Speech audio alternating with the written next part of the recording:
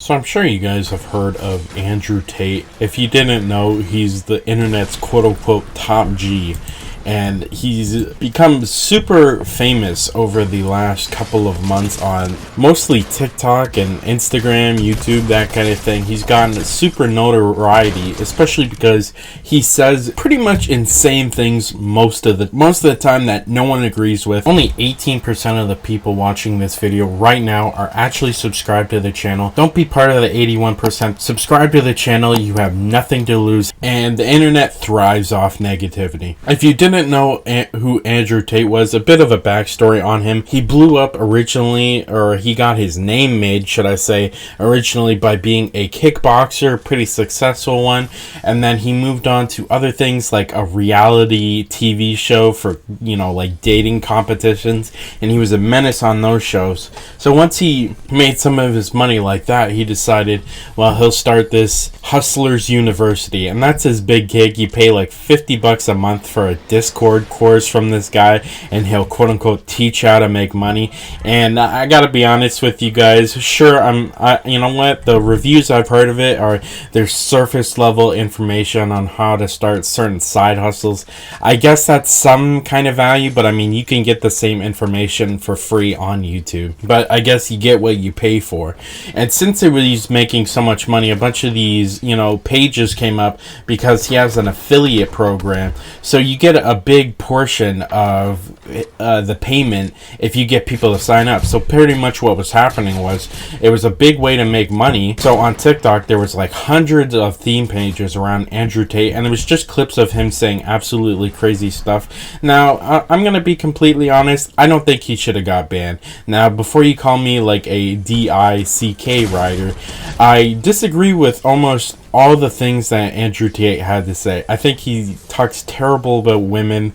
I think, there's a lot of stuff that he says that I understand. Like, I don't even think he agrees with it, if I'm going to be completely honest. But he says it because negative things like this get a lot of attention on the internet, and that therefore makes him more money. So he has an incentive, a very big incentive, to say these crazy negative things, especially about women, because they seem to blow up on like the incel community apparently on TikTok. But yeah, I disagree with like 90% of the things he says. Sometimes he'll say like 10% of what he says is like, oh yeah, that's what I'm thinking, like, yeah, that makes sense, talking about corruption or whatever, saying certain things. One of my favorite quotes from him is you're the only person who can make this work, and you're the only person who can F this up. And that actually spoke to me. That is something that I like. But most of the other crap he says, I think, is just absolute nonsense to spark up controversy and get him more money.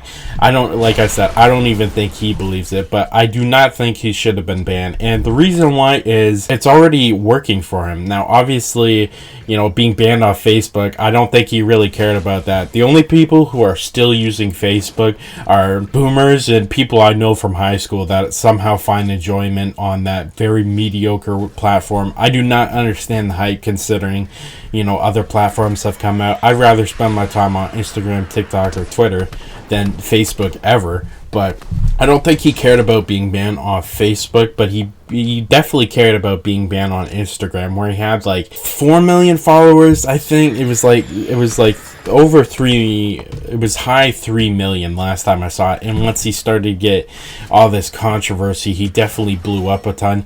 But yeah, they banned his Instagram, and then they also, just today, they banned him on TikTok, which I didn't even know he had a TikTok. And then they said they're going to ban all these theme pages that are reposting Andrew Tate's clips. And then Andrew Tate also stopped the affiliate program for his Hustlers University, so there's no real reason to even promote his affiliate program anymore. So I definitely think that he's going to start to fall off the internet. I think Andrew Tate will be completely fine. Obviously, he's a multi-millionaire. He's flying private jets, and he's got a buck ton of money. He's got enough money from this, one controversy just to live the next part of his life in complete luxury. So I think he'll be completely fine. But I think it's an interesting precedent to set. Obviously, I can understand why people think he should have been banned. because he was saying, like, again, he said terrible things about women, things that I would consider not okay. However, when did we start, saying that banning people you disagree with is a very slippery slope? And I'm sure you've heard that term before, but it's a very slippery slope, because when people get people they don't like banned, and I think most people didn't like Andrew Tate. I gotta be honest, I think, he was making all that money from being controversial, but his controversy, made a ton, I'd say the majority of people dislike the guy. So when we start being okay with them banning people the majority of us disagree with or dislike, it's gonna come in, it's gonna bite us in the butt. And I really do mean that, because it's going to eventually come to the point where they will ban anyone for saying anything that isn't, the mainstream view, or that some people dislike. And it's going to eventually happen to the people who agree with the Andrew Tate ban. Again, I think it's okay if you agree with the ban, kind of, because I understand he was saying some absolutely terrible things, especially about women. I love women, shout out to women, but him saying, these things and people agreeing with it, the people who agreed with his ban, I hate to say it, but give it another 10 years of our complicity, and I definitely think that they'll start banning people for any what reason. I mean, on Instagram, I own a couple of Instagram pages, and I can't even write swear words in my post without them potentially being deleted.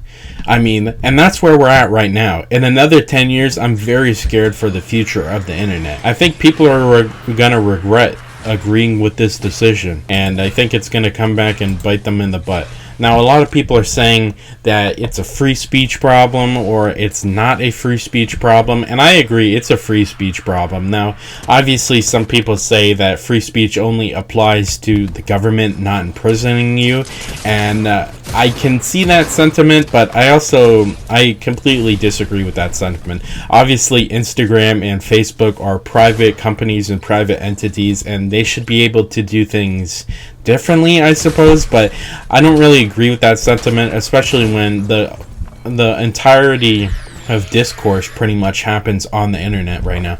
Like, obviously people still talk in real life, but if a lot of people are talking about something, it's happening on the internet, because there's like 5 billion people on the internet, and taking away your ability to reach 5 billion people sure seems like a free speech problem to me. Now, obviously, I think maybe they should have limited some of the things he was saying. Like, when he says nice and motivational crap, sure, leave that up. But I would have been okay if they took down some of his posts where he talked negatively about women. I think the crap he said about women is unacceptable, and I'm okay with Instagram or Facebook taking those posts down individually.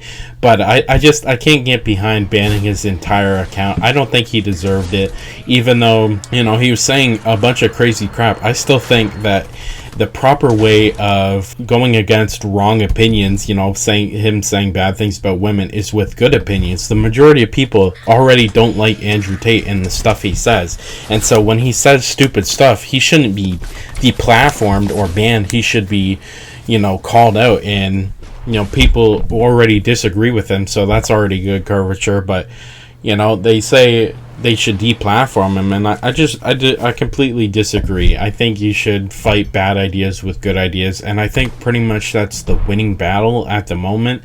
I definitely think deplatforming Andrew Tate is going to have some long-form repercussions, especially because I already see people saying, they banned Andrew because, Matrix, and, people need to wake up, they need to get woke to what's happening. And it's like, they're just vindicating all the people who already agreed with him, and people are saying, he's bad influence on the youth, and it's like, oh my gosh, what are you, a boomer? I mean, seriously, if you have that opinion, you sound like one of the people saying like Eminem or rock music in the 80s is making your child a devil worshipper, you know what I mean? It's a dumb opinion I find to have. And let me know what your thoughts are in the comments. Do you think Andrew Tate should have been banned? Are you happy that he was banned? Are you disappointed? Let me know what your thoughts are in the comments, and I'll see you in the next one.